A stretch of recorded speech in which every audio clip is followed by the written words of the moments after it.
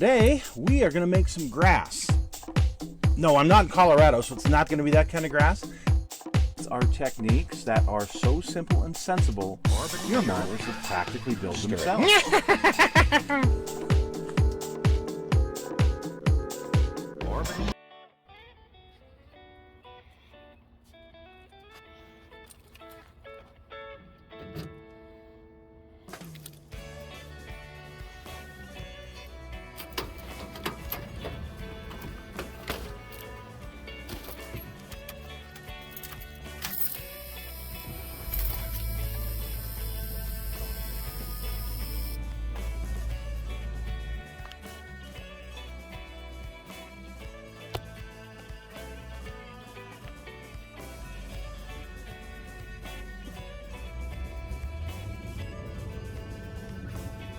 Well, folks, it's Mad Dog Merv, and today, well, we are taking the Blazer out on another little excursion. We're going to try and get the tires dirty, get a little bit of dirt road here. So, where in the blue Blazers are we?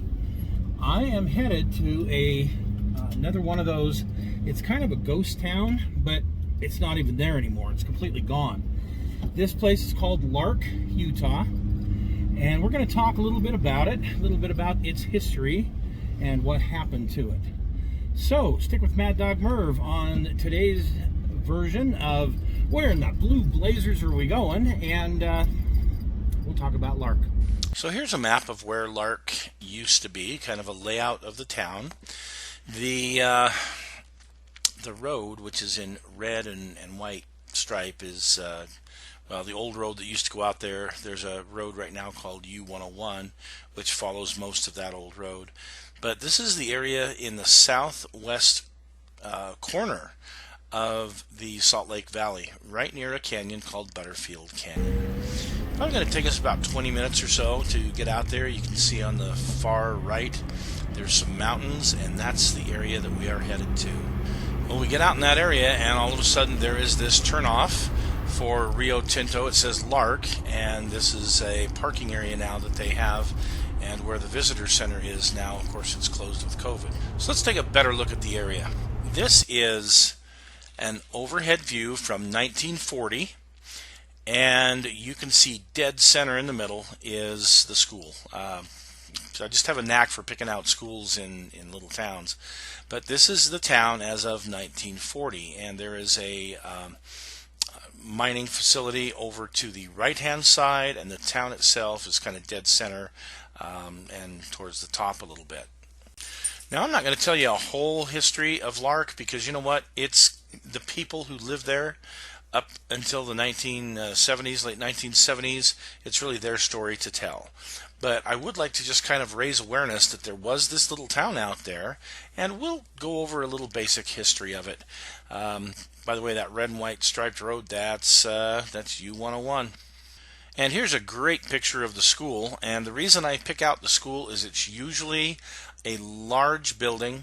It's usually one that is kind of a landmark in any little town and helps you orient yourself in looking around these little towns. Okay, so the discovery of gold in the Bingham Canyon area not far away in 1863 brought a lot of prospectors. Two of them were named Dalton and Lark, and settlements with these names grew up around the two mining claims. Dalton was later merged into Lark, and the town of Lark was officially established on January 3rd of 1866. Notice here in this picture, center to the left, there is your school. By 1929, Lark was a company town of the United States Smelting and Refinery Company, which expanded the town throughout the 40s and 50s. At its peak, the population exceeded 800 people. After the 1950s, the nearby non-copper producing mines, they began to decline, the silver, the zinc, and the lead, and they were closing systematically till about 1971. Certainly the most notable resident of Lark lived there from 1914 to 1919, and that would be Fay Ray, yes, of King Kong fame. She lived there as a little girl for a while with her parents. Anyway, the town in 1972 was bought up by Kennecott Copper. They bought all the land, and in 1977 they foreclosed on all that land. Yeah. By then the population was 591 people, and Kennecott helped move people and some homes, and they even prepared a subdivision in the nearby town of Copperton. And by 1978, Lark was completely dismantled. How sad. You see in these pictures just the wonderful, little old mining town. And again, this isn't up some canyon. This is just right out in the valley here in the Salt Lake Valley. And there again, we have the school at the very top of this picture. Kind of helpful to be able to orient yourself a little bit, huh? This great picture taken up, I believe, the Keystone Gulch area. Beautiful old picture. And this one from probably the 1950s, but look, Mount Timpanogos on the right top. Yeah, really helps orient this town. Really great pictures still exist of this town.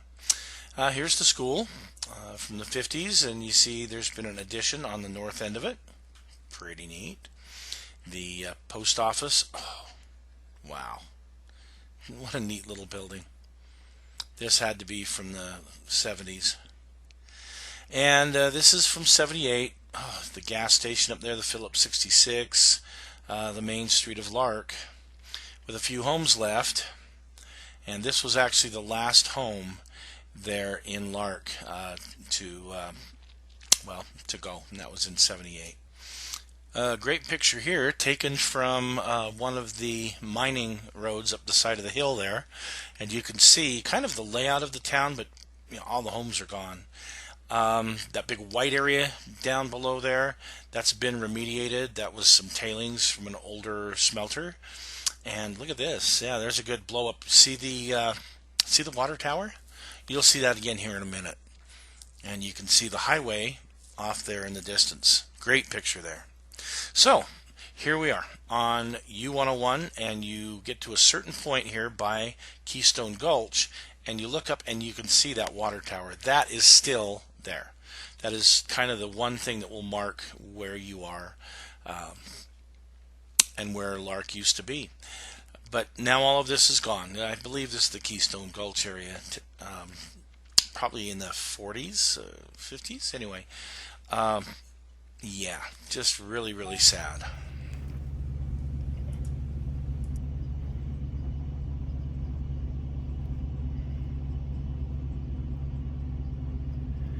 Let's see, here's the bend in the road. So we'll orient ourselves from here in just a moment on the map.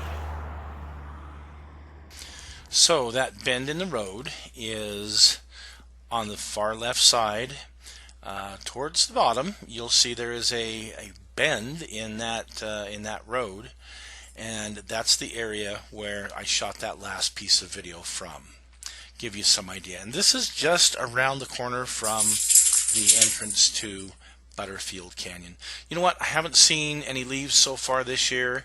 I'm going to take a trip up Butterfield. Let's check it out.